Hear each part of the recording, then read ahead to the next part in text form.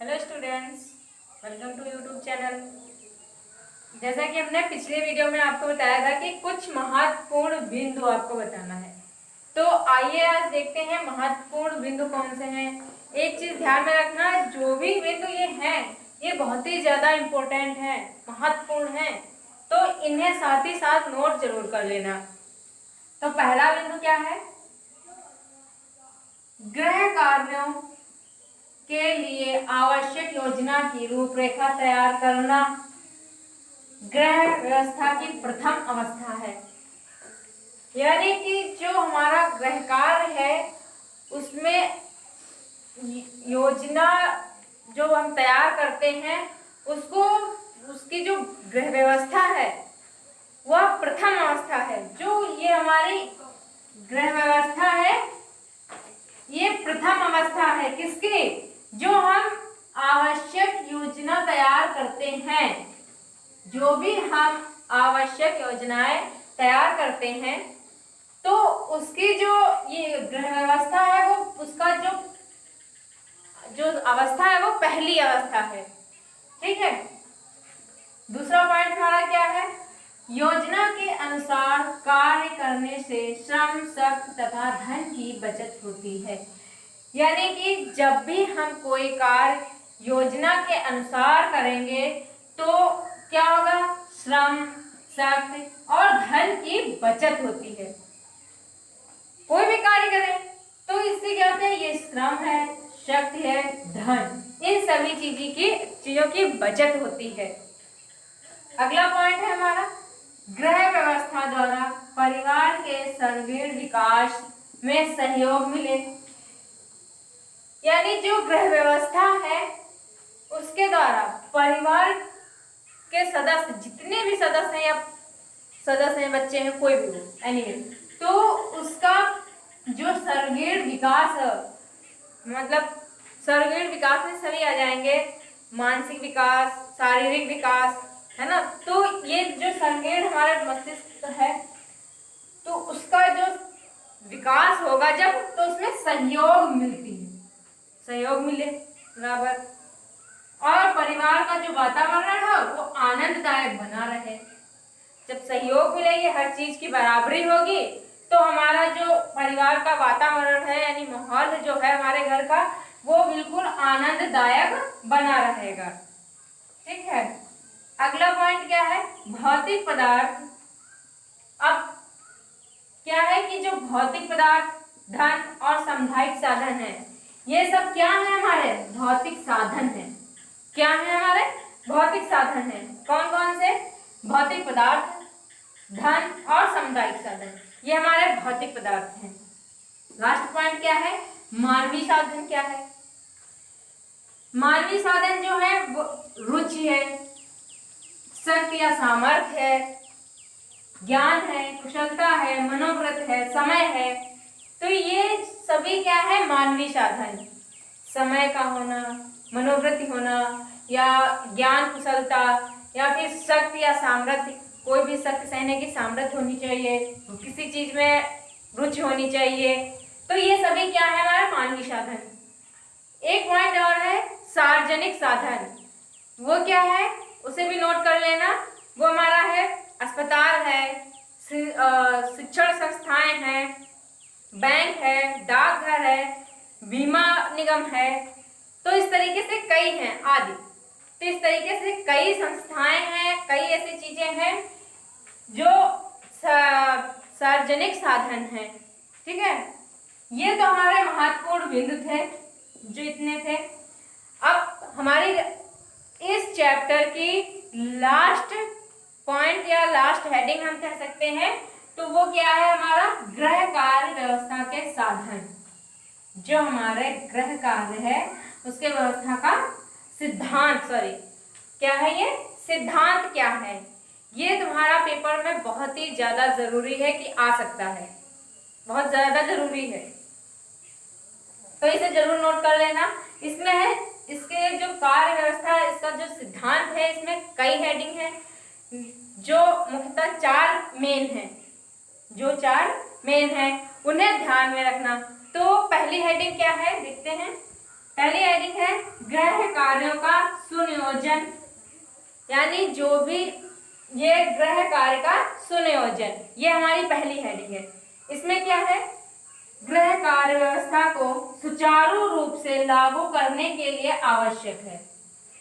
जो हमारी गृह कार्य व्यवस्था है उसे सुचारू रूप से लागू करने के लिए आवश्यक है कि, अब क्या आवश्यक है कि पहले ही, यानी कोई भी कार्य करने से पहले ही हम उसकी योजना बना लें, कि पहले सभी कार्यों की योजना बना ली जाए। कोई भी कार्य हम करते हैं तो सबसे पहले ये है कि कार्य की योजना बनाना हमारे लिए बहुत ही ज्यादा जरूरी है। और क्या होता है, जब हम ये योजना बना लेते हैं तो इसके लिए क्या होता है, इसके लिए जितने भी समस्त कार्य होते हैं, जितने भी समस्त कार्य होते हैं उनको ध्यान में रखकर, ध्यान में मतलब जितने भी जिनकी योजना बनाई है उन कार्यों को ध्यान में रखकर उनका बंटवारा परिवार के सभी सदस्यों में कर देना चाहिए। उन जो भी कार्य है, कार्य का बंटवारा परिवार में जितने भी सदस्य हैं तो उनमें बंटवारा कर देना चाहिए। क्यों कर देना चाहिए, तो इसलिए कर देना कि जितना भी हमने ये बंटवारा किया है, अब हमें ये देखना है कि जो कार्य हमने दिया है जिन सदस्यों को, तो वे समय पर अपना कार्य, समय समय पर अपना कार्य जो वो पूर्ण रूप से कर रहे हैं या नहीं कर रहे हैं। समझ में आई बात, यानी कि जो भी पहले तो हम योजना बनाएंगे और उस योजना को जितने भी घर में लोग हैं उनमें हम उस जो भी काम है उसे हम बांट देंगे। जब बांट देंगे तो अब थोड़ी देर जब वो बांट देंगे तब वो अपना अपना कार्य करेंगे। उसके बाद हम क्या देखेंगे कि वो जो कार्य वो कर रहे हैं वो बराबर कर रहे हैं, सही कर रहे हैं या गलत कर रहे हैं, यानी कि सही कर रहे हैं या गलत कर रहे हैं।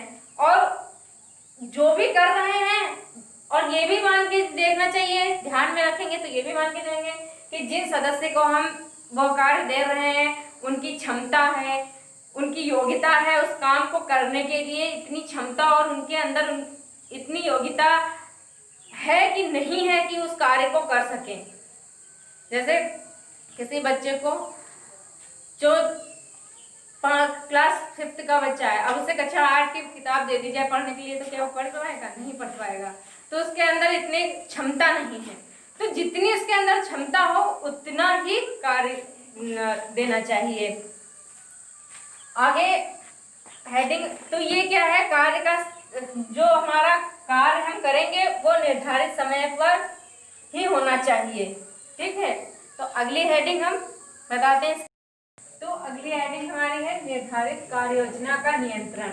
इसमें क्या है कि तय की गई निर्धारित योजना को व्यवहारिक रूप में लागू करना ही योजना का नियंत्रण है। यानी जो भी तय की है, हमने निर्धारित योजना बनाई है, उसको व्यवहारिक रूप से लागू करने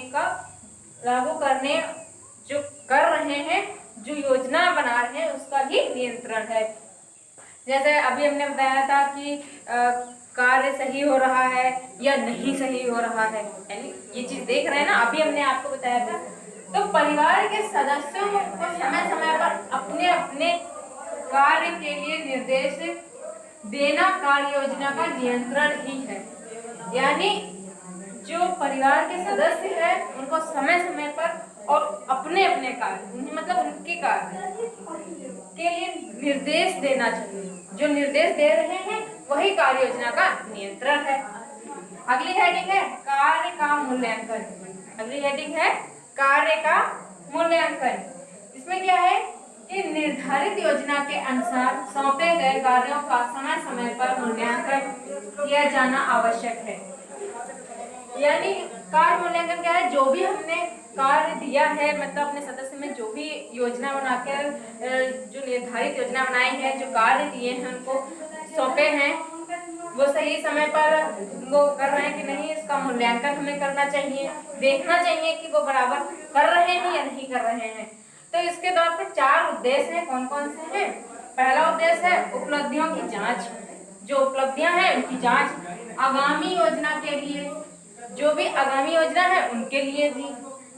अगली हेडिंग है निर्धारित योजना के सुधार के लिए आधार प्रस्तुत करना, यानी जो भी निर्धारित योजना है उसमें सुधार के लिए आधार प्रस्तुत करना।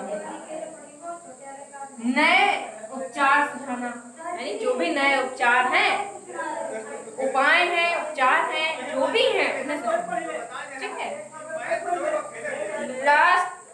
लास्ट हेडिंग है कुशलता। लास्ट हेडिंग है हमारी कुशलता। इसमें क्या है? गृह कार्य व्यवस्था के लिए आवश्यक है, यानी जो भी गृह कार्य व्यवस्था है उसके लिए क्या आवश्यक है कि सभी कुशलता पूर्वक किए जाएं, यानी जो भी कार्य है वो कुशलता पूर्वक यानी ढंग से किए जाएं और साथ ही साथ वो पूरे किए जाने ही चाहिए। भी हमने पहले बताया कि पूरे किए गए हैं या नहीं किए गए हैं, इसका मूल्यांकन भी करना है ना। तो वो पूर्णतः उसे कुशलता पूर्वक ही करना है। ठीक है। अतः कुशलता पूर्वक किया गया कार्य जो भी हम अपने संतोष यानी अपने कुशलता पूर्वक अपनी संतुष्टि के लिए जो भी कार्य हम उन्हें दे रहे हैं और वो अपनी संतुष्टि के लिए अपने आनंद अपनी प्रशंसा प्रदान करते हुए वो कार्य कर रहे हैं, प्रदान करता है, जो भी प्रदान कर रहे हैं वही क्या है? कार्य व्यवस्था का अंतिम लक्ष्य है, जो है यही हमारा कार्य जो कार्य व्यवस्था है, गृह कार्य व्यवस्था, उसका अंतिम लक्ष्य है। ठीक है। तो आज के लिए इतना ही। ये हमारा टॉपिक समाप्त हुआ, दूसरा टॉपिक समाप्त हुआ। अगला टॉपिक हम अगली वीडियो में बताएंगे। तब तक के लिए धन्यवाद।